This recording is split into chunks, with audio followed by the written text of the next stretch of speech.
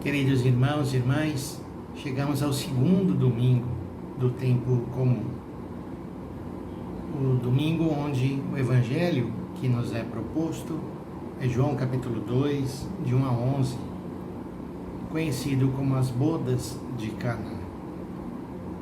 E para nos colocar nessa situação, nesse contexto de um matrimônio, nos serve muito a primeira leitura do profeta Isaías, capítulo 62, versículos de 1 a 5, onde o profeta anuncia a restauração do povo de Israel debaixo desta imagem tão bonita da aliança nupcial, que o povo será a esposa de Javé e não mais será conhecida como abandonada, mas se tornará esposa.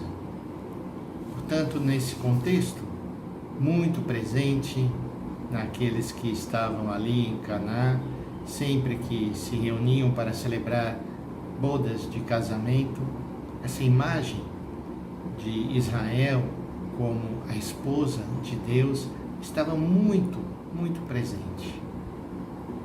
E é significativo que no Evangelho de João, o primeiro dos sinais realizados por Jesus tenha sido a transformação da água em vinho, exatamente numa festa de casamento. Nesse contexto de entrega total, nesse contexto de alegria, de doação e a celebração do amor. Tanto nesse segundo domingo, é isso que nos é proposto, que nós possamos celebrar juntos. A história é bastante conhecida, mas alguns detalhes muito significativos. O primeiro detalhe que chama a atenção, porque ao falar exatamente do momento em que Jesus realiza seu primeiro sinal, o Evangelho nomeia em primeiro lugar a mãe de Jesus. E Jesus entra um pouco em segundo lugar. O Evangelho diz: naquele tempo houve um casamento em Caná da Galileia. A mãe de Jesus estava presente. Também Jesus e seus discípulos tinham sido convidados para o casamento. E essa introdução feita por João já acena para o papel importante que Nossa Senhora terá neste texto. Como o vinho veio a faltar, a mãe de Jesus lhe disse: eles não têm mais vinho. E Jesus respondeu-lhe: mulher, por que dizes isto a mim?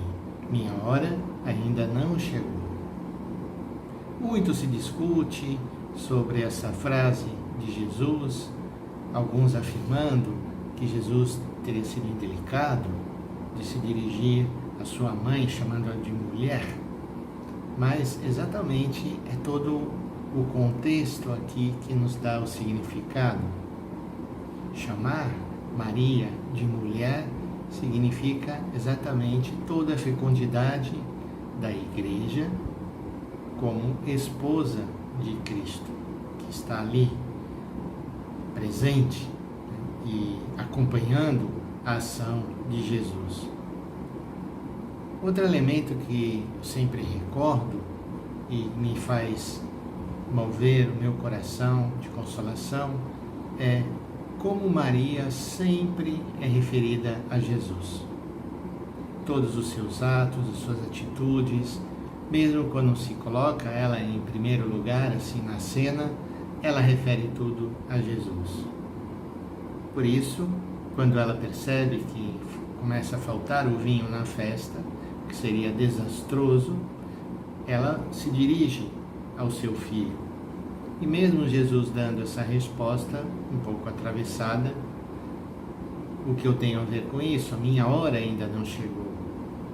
Ela que conhecia muito bem o coração do seu filho, dirige-se aos que estavam servindo. E Maria diz uma frase que para mim é a frase talvez principal desse evangelho para a gente guardar. E a frase é: fazei tudo o que ele vos disser. É isso que nós temos que fazer. E ela confia plenamente que Jesus resolverá essa questão, mesmo ainda não tendo chegado a sua hora. Estavam aí 6 talhas de pedras colocadas para a purificação que os judeus costumam fazer. Em cada uma delas cabiam mais ou menos 100 litros. Jesus disse aos que estavam servindo: enchei as talhas de água, e eles as encheram até a boca. É interessante esse detalhe que não são colocados os odres onde se guarda o vinho, mas talhas de pedra usadas para a purificação. E Jesus disse: tirai e levai ao mestre-sala. E os servos levaram. O mestre-sala experimentou a água que se tinha transformado em vinho, e ele não sabia de onde vinha. E quem sabia unicamente? Aqueles servos que estavam ali servindo. Esse também é um detalhe muito significativo. As únicas testemunhas do milagre realizado por Jesus foram os servos. Aqueles que se colocavam numa atitude de serviço foram capazes de testemunhar a transformação da água em vinho. Daí que também nós hoje, só quando nos colocamos na atitude de servos e servas, é que iremos perceber essa transformação que está acontecendo da água em vinho.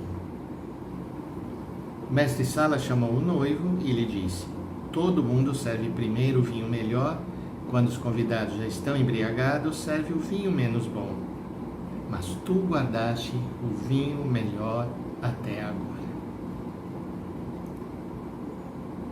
Esse vinho melhor que será o sangue de Jesus derramado por nós na cruz.